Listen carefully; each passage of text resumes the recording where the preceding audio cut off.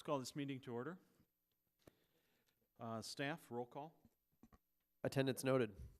Thank you. Next item is the approval of the minutes for the January 26, 2015 meeting. So moved. Motion as second. Any discussion? Hearing none, all in favor say aye. Aye. Any opposed? Carries. Thank you. It's an opportunity for citizens in the audience to address the commission on items not on the agenda. And it does not look like we have anyone, so I think we can move on to public hearings. Item number 1 is PC letter number 5, ordinance amendments to city zoning ordinance. Proposed ordinance would allow the following in the single-family residential district. 1, construction of up to 2-story accessory garages with conditions. And 2, construction of accessory dwelling units. Staff. Thank you, Chair Jabs. This is an item that we've been talking about for a number of years now. The Planning Commission has been asking staff to research the idea of taller accessory garage structures. Predictably, this led to a discussion of accessory dwelling units, which has come up in a number of neighboring communities in the last couple of years. Based on feedback received from Richfield's online forum, an additional meeting with the Planning Commission, staff drafted the attached ordinance that would allow both taller accessory garage structures and accessory dwelling units in our 2 single-family districts, the R and low-density single-family R1 district. I'm going to go over just a bulleted list of the changes. The entire ordinance is attached, and that gives you a little bit more context if you were looking for it, but otherwise staff would be happy to answer questions at the end of this summary. For accessory garages, under no circumstances can the height, lot coverage, or total floor area of an accessory garage exceed that of the principal residential structure. The floor area of accessory garages is defined to include space devoted to vehicle parking, storage, and non-garage uses such as an accessory dwelling unit, an office, or similar habitable spaces. The floor area will not include crawl spaces or attic storage. And just to note that the overall square footage allowance for accessory garages has not changed. That will remain 1,000 square feet. For residential lots that are less than 75 feet in width, the height of an accessory garage may be increased from 14 feet up to 18 feet or 1.5 stories, whichever is less. For residential lots that are 75 feet or greater in width, that height can be increased from 14 feet up to the height of the principal residential structure. And just so everybody knows, the maximum height of a residential structure is 25 feet. Setback reductions will not be available for accessory garages that exceed 14 feet in height. There are a number of spaces in the code where, in order to allow single-family homeowners to build a second stall on their garage or to squeeze a garage into a narrow lot, we allow them to reduce the 5-foot side setback to as little as 3. That will not be allowed if you want a taller accessory garage. And then we've added design standards. We talked about a number of these in the study sessions. Primary exterior materials for the accessory garage must match those of the principal building. The roof pitch must be substantially similar, and windows, false windows, doors, or similar openings are required on all second-story walls. Moving on, we made one change to the general garage requirements within the code, and that is to limit the garage door height to 9 feet. There are a few examples in the city where we have actually 2-story garage doors. I believe people are parking RVs and things like that in those garages.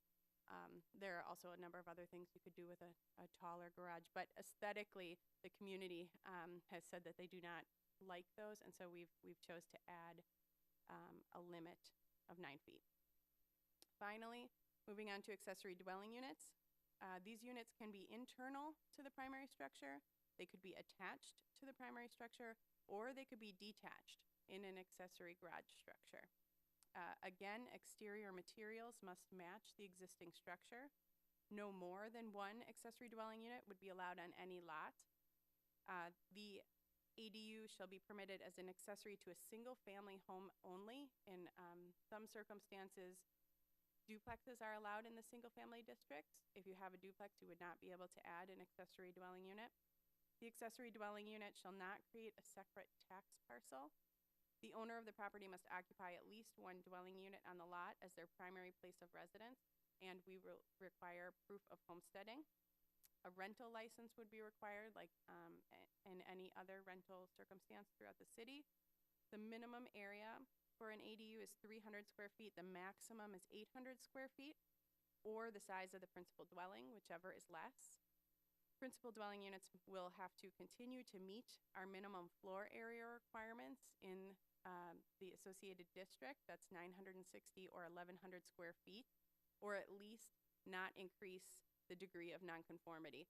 So that's saying that if you choose to create, for instance, an internal accessory dwelling unit, you cannot make your unit 400 square feet by dividing your 800 square foot home. Creation of an internal or attached ADU shall not result in the creation of additional entrances facing the public street. Conversion of garage space without replacement of that garage space up to 2 spaces is not permitted. In other words, if you have a 3-car garage, one of those stalls can be converted without replacement, but if you only have a 2-stall garage, you'll have to replace those 2 parking stalls. A minimum of 3 off-street parking spaces will be required in order to add an ADU of any kind. So that concludes staff's summary. I'm happy to answer any questions. I've included in your packet the results of the Richfield Connect feedback, which we also discussed at our previous work session. So any questions, I'd be happy to answer. I do have a question. So the replacement of the 2 spots, is that just a parking space replacement or an actual replacement of structure? If they are in the structure, it would have to be replacement in a structure. And that goes to the fact that now for new single-family homes, we do require that you include 2 garage stalls. And so if you were converting, we would make you keep those. Other questions, staff? Gordon? I believe just one. The differentiation between an attic space and a crawl space versus a usable second level or a basement, is there a code guidance? Right, there is in the building code. It's set by building code. And the reason we did not put a number in here is I believe it's changing with the new building code that's coming out right now. I believe it's 7.5 feet of headroom is required, and it's going to be lowered to 7. Or so. It's lowering by a ½ foot, and so we didn't want to put a specific number in there, but it will be defined by building code. So under the proposal, if somebody put up a 500 square foot garage, well, let's just say 600 square foot garage, they could not have a usable space in excess of 7 feet on the second level. Correct. Because it would be over. Correct.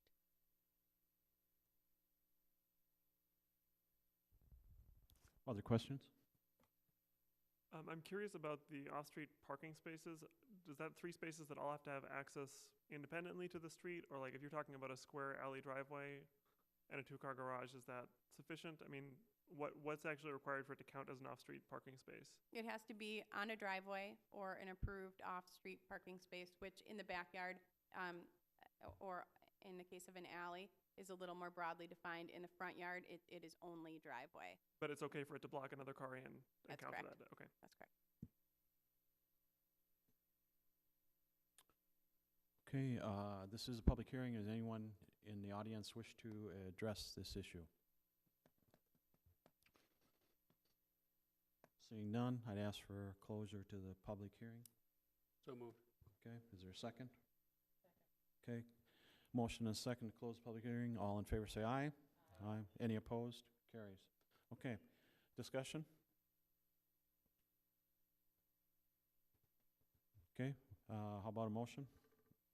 So the only discussion Oh. that, Go ahead. the only piece of feedback that I'd provide is I think it's outstanding that we're looking at letting people in the community reinvest, actually improve some storage space, improve garage space. The only criticism I'd point out is the one that I've consistently pointed out, which is I don't know that the public was looking for smaller, taller garages. The limitation should be foundational square footage, not floor space, square footage of floors. So if it were foundational square footage, I think it would be an extraordinarily meaningful step at people reinvesting in the community.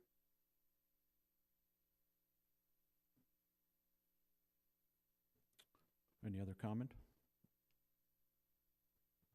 I'm also pretty excited to see this. My only hesitation really is the requirement to convert garage space or to replace the garage space that's converted. And my main concern with that is simply that it would become too costly for most people to do this, where it seems feasible for a lot of people to convert an existing garage. Having to tear down and rebuild a two-story structure seems like a much bigger ask of them. And I guess, except for the fact that new homes are required to have that, I'm not sure I feel that that's a justified burden. But that's a detail in something that I think is generally really good, and I'm happy to see. I would agree. I think, you know, if you're okay with parking outside and have that space to have the off-street parking, you shouldn't have to rebuild your garage. Mr. Chairman, I'd like to move approval of the attached ordinance amending the city code to allow the taller accessory garages and the accessory dwelling units in single-family residential districts. Okay, there's been a motion. Is there a second? Second. Okay, motion and a second. Discussion? Hearing none. All in favor say aye. Aye. Any opposed? Carries. Okay, moving on to item number 2, PC letter number 6, ordinance amendments to the city zoning ordinance. The proposed ordinance would prohibit recreational marijuana sales outlets and marijuana production and establish conditions related to the location and operation of medical marijuana dispensaries. Staff. Thank you, Chair Jabs. In 2014, the state legislature approved the Medical Cannabis Therapeutic Research Act of 2014. The act allows for manufacturing and distribution of medical marijuana. In response to this action, the City Council adopted a 6-month moratorium on consideration of such uses so that the potential implications and ordinance amendments could be studied. Since the adoption of the moratorium, all state-required manufacturing and distribution sites have been selected. Although there are no pending inquiries for this type of use in Richfield, it's important for the city to adopt regulations that will apply to future applications. A joint work session of the Council and Planning Commission was held to discuss this issue in November. The city attorney, police chief, and community development staff led a discussion related to zoning, licensing, public safety, and the potential expansion of the law to allow recreational marijuana sales. Based on the feedback received at this meeting, staff has drafted the attached ordinance amendment. This amendment is strictly related to the zoning requirements and does not address the licensing component of regulation. Business licensing staff will be working with our city attorney to draft these regulations separately. I'm going to go over a quick summary of the ordinance, and then I will stand for questions. The ordinance would completely prohibit recreational marijuana sales outlets throughout the city. Medical marijuana dispensaries would be conditionally permitted in the C2 General Business District. The conditions that would apply to that type of use are that they would have to apply for all of the required licenses through both the city and state and anyone else.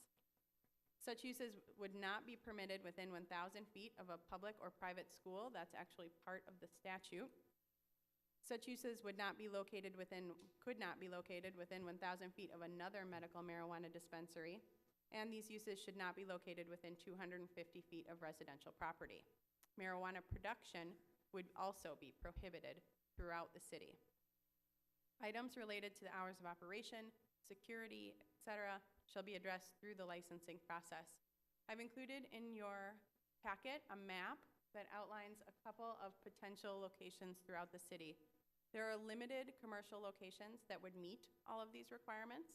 As of now, the potential sites are near Highway 77 and 66th Street, a portion of the Shops at Lyndale development, and one site on the city's western border at 66th Street. It should also be noted that as uses would change around these things, these sites could change and other sites could pop into this. This is our best guess based on our land uses and zoning regulations as they stand now. That summarizes where we are. We tried to address all of the concerns that were brought up in those study sessions. If you have any questions, I'd be happy to answer them. Okay, questions of staff? Gordon? One question, from a code perspective, because it just hasn't come up, are we viewing medical marijuana in the same way that, for example, methadone therapy or other addiction cessation activities are taking place, given that it's the analogous distribution of otherwise controlled substance? Are we regulating them like a pharmacy? Is that No, your question? so for example, heroin addiction therapy involves distribution of methadone. Our code doesn't address All right. So distribution of methadone. And I guess, I'm not sure if there's a licensing component to that, but the zoning code does not.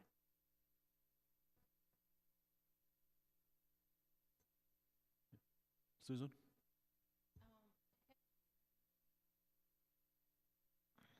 Have we had any inquiries for any of these facilities in Richfield?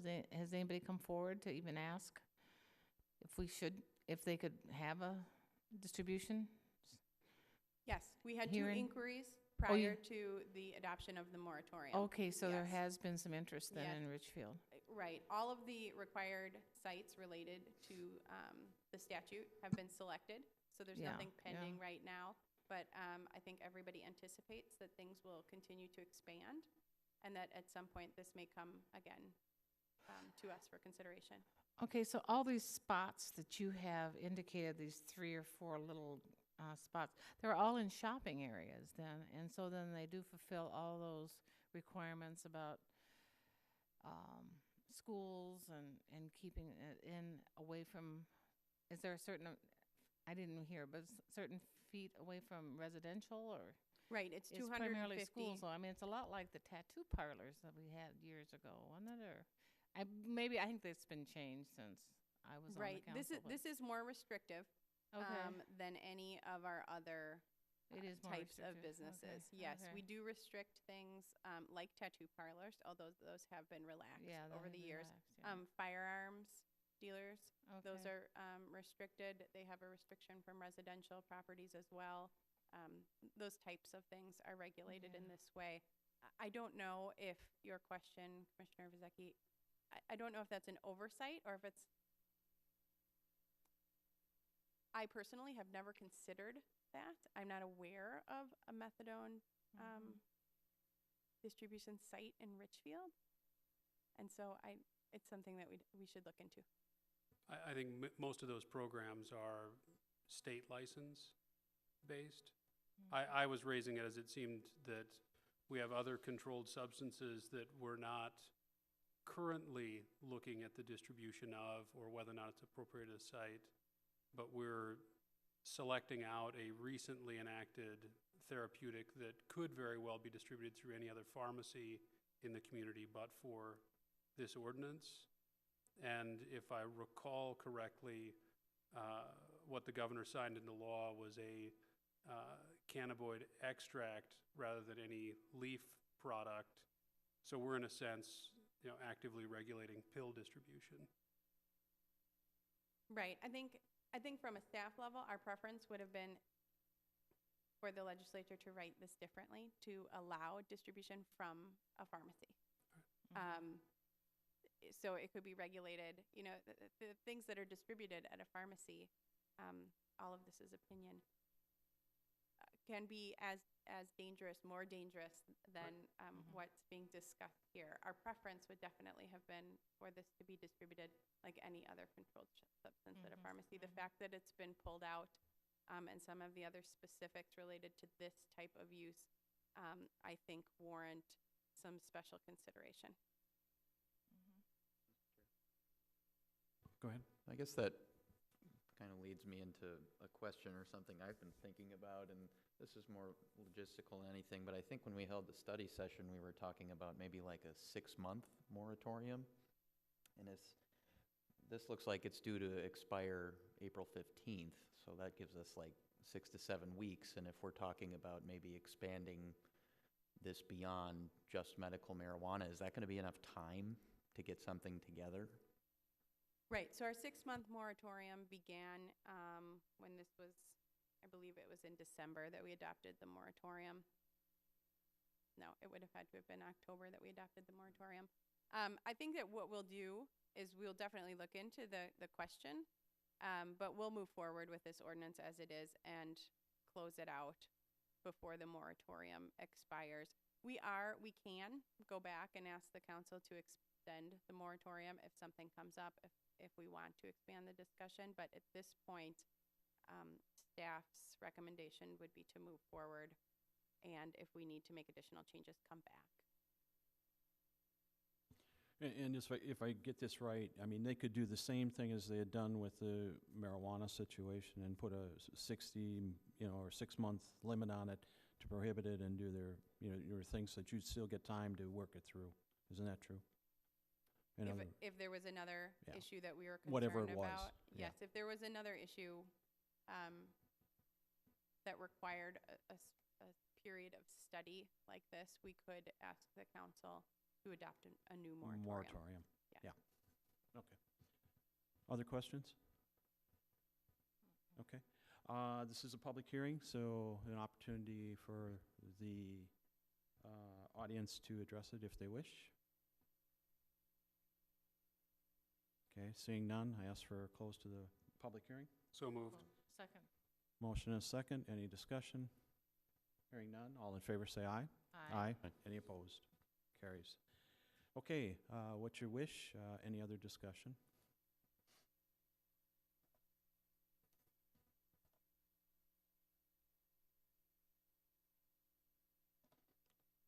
Okay, would someone like to make a motion?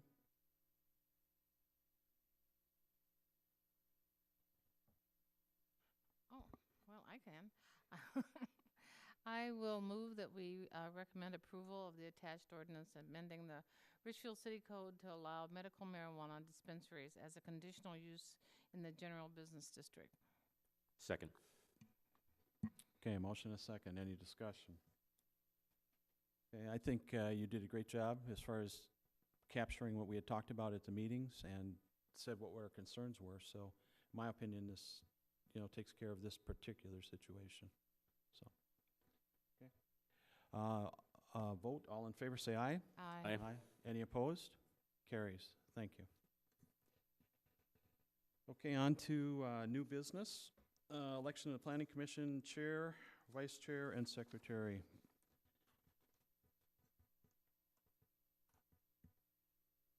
Thank you, Chair Jabs.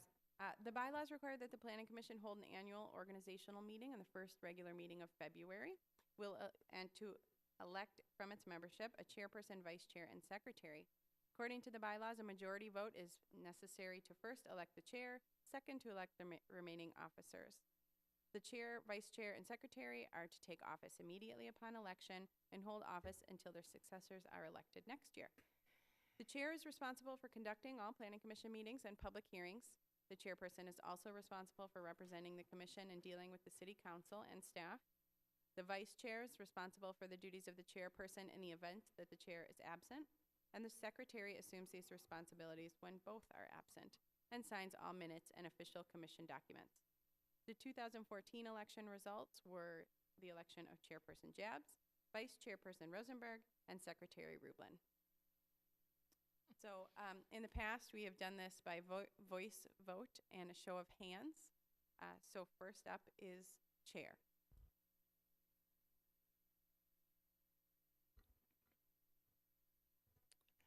Well, I will nominate Rick Jabs as chair to continue as chair of the Planning Commission. I'll second the nomination. Okay, any other nominations?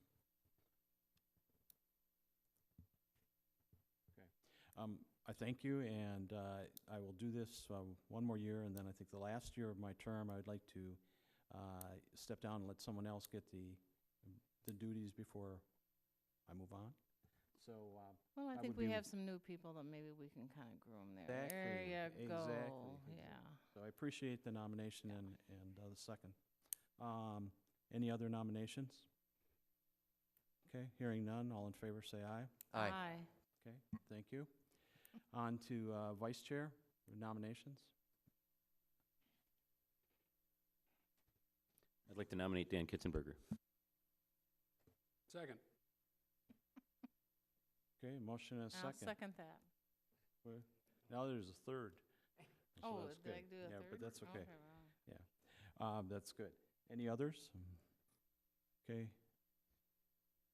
And I assume you accept, correct? Sure, I did it a few years ago, and feel I handled it ably, and I'm willing to do it again. I think you did too. I think you did too. All in favor, say aye. Aye. Aye. Any opposed? Carries. Thank you. And last thing is secretary nomination.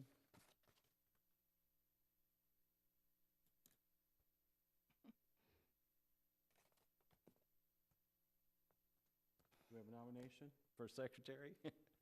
Come on. Gordon, how about you? I nominate Gordon. I'll Second. second that. Seconded. Okay, you accept, I assume? Oh, very good, very good. Any others? No? Okay, all in favor say aye. Aye. Aye. Opposed? Carries. Thank you. Thank you for your misplaced faith. It's as usual. Thanks. Okay, on to appointment of liaisons to the Community Services Commission. Who's interested in that? I'm interested in the HRA. Okay. Aaron? I don't think you're going to have any disputes, so I'm pretty sure that that's probably okay. Okay. Okay, so Aaron, that is yours. On to City Council.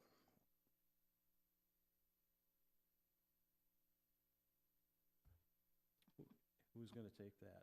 City Council. Basically, you're reviewing what they've done and kind of giving us an update of anything we might have missed. You can watch that on video or attend, your choice. So, I'll take that one. okay. Go ahead, If I Susie. can remember to do, Chuck and I kind of have a issue. We go back and forth. Okay, Susan, thank you. All right. Okay, next is housing housing and redevelopment. I think Aaron just took that one, yep. Aaron wants it. Wow. Wait a minute. Sorry. I'm confused because I think Erin said that she wanted HRA. It's community services, right? Nope. No? Nope, She HRA. said Oh, HRA. HRA. Even though Oh. she spoke up when you said that. Oh, okay, so HRA, okay, so then we still have community services open. Mm-hmm. Okay, so who wants that one? Aaron, you're okay on that one? That's HRA. Okay, community services? Oh, yeah. Come on, somebody. Okay, I'll take that one for now. Okay, we also need an alternate to that one. Okay. Could I have an alternate? Sean, how about you? Sure, Sean. Okay, very good. Okay, and then we have the school board. Mr. Chair, I'll continue to do the school board. Okay, thank you. And also then Transportation Committee. And for transportation, I don't know if you care that I double dip. I do already represent a bike group to the Transportation Commission, and I am attending those meetings anyway, if you'd like me to. I think Excellent. that'd be great if no one has any opposition. Fantastic. That's yours, Sean. Good, okay. Okay, and then review and approve amendment to the Planning Commission bylaws. Staff? Thank you. The bylaws require that the Planning Commission review the bylaws each year in February at the organizational meeting. Staff is recommending one change. The change is related to the number of commissioners necessary for a quorum. As we discussed in January, the reduction of the commission from 9 to 7 members makes it logical to reduce the number of commissioners necessary for a quorum from 5 to 4. A quorum is required in order for the commission to vote on items before them. Formal action to approve this change can be taken tonight. That is the only change. I would like to move the staff report. A second. Okay, any discussion? Hearing none, all in favor say aye. Aye. Any opposed? Carries. Thank you. And last item is, for new business, is the study sessions. Staff? Thank you. We typically hold 6 regularly scheduled study sessions each year. The meetings are generally scheduled for the 4th Monday of the month preceding the regular meeting at 6 p.m. Although that schedule is subject to change based on the timeliness of topics and whether or not the subject will be discussed jointly with another body. Staff attempts to hold a study session every other month. The Commission has already had 2 study sessions this year. In January, the Commission heard proposals related to the redevelopment along 494 and Cedar Avenue. And earlier this evening, the commission heard a proposal for Burger King. Right now, a tentative schedule is laid out in your packet. Topics that I've included are to discuss reduced parking and constrained commercial corridors. This has been an item that's kind of been on our list for a few months here, and we haven't gotten to, specifically related to Penn Avenue and one or two other locations in the city. Each year, we do a walking or biking tour of a specified area. We did not do one this year, this past year, 2014. But if there's an area where a lot of work has happened or we're seeing a lot of changes, we will schedule another one for this year. In December, we generally do a transportation project update with city transportation engineer Jeff Pearson. Also, items that I'm considering: an economic development, discussing economic development resources in Richfield. We have a newer economic development coordinator, Christine Costello, who could present to us. We are going to finally have another joint meeting with Edina and Bloomington Planning Commissions. Late summer or fall, Edina is going to host. We have confirmed this, so it should actually happen this year. We're going to talk about zoning for tap rooms. That's an item that's coming up in other communities and has been discussed a little bit here in Richfield. And then from time to time, we do a recreation services project update, especially with projects like the band shell going on. That might be a timely one for this year. I'm happy to accept other suggestions if you have any, and we can try to fit those in. I was just wondering, we have the new person that's working with businesses as far as economic development. Would that be a possibility to have that as part of have that study session, but then have him there also? Sure, I can add that to have Rob Smoland come and talk as part of that. I think that'd be great Yep. for all of us to know what he's doing and how that's going about, so we have both. Yep. Both pieces. Does that sound good to everyone as one topic, whichever time?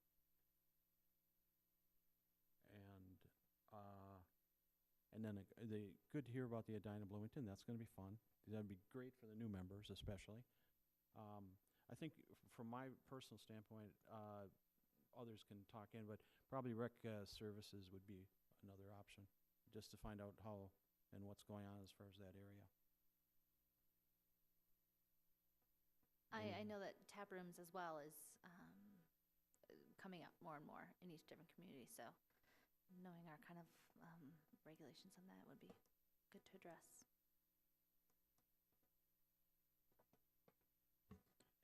Mr. Chair, was it the last time we did the joint meeting with Bloomington and Edina, did we have our Met Council member there as well?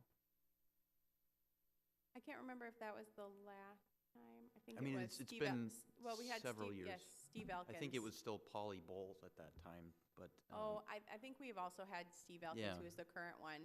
And would we have an opportunity to fit him in at any point also? For just a study session of his own, or invite him to that meeting? Either would be fine. We can absolutely contact him and do that.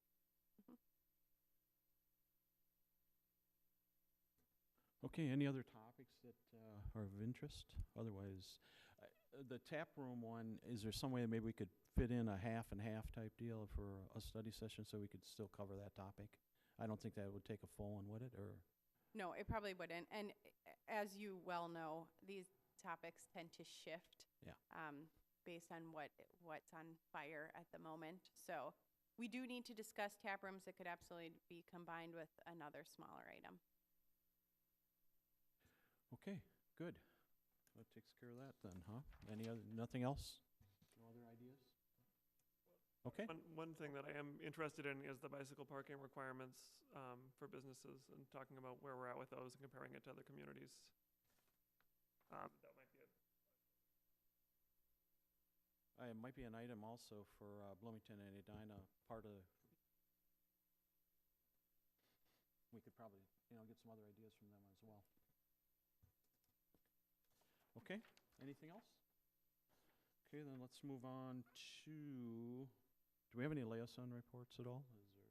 Is there any items? Okay, we're going to try to do better next year. That's our commitment. Okay, very good. I'll accept that. City planners report then. Just to let you know, Audi has submitted an application, and that is going through our internal process now. You can expect to see that item on your agenda for March. Also, you may have seen in the Richfield Sun Current that the high school is looking at a student-based health facility, health center. Yes, student-based health center is the terminology that they use. And in order to do something like that, which it's a service that provides acute care primarily to students, but would be open to the greater public. In order to do that, we will need to amend our zoning ordinance. And so they have applied for that, and they'll be applying for a conditional use permit to allow that in the high school. So that's just 2 items that will likely be on your agenda for March. Very good. Anything else? Any other items? If not, I'd ask Gordon to make a motion to it. Second.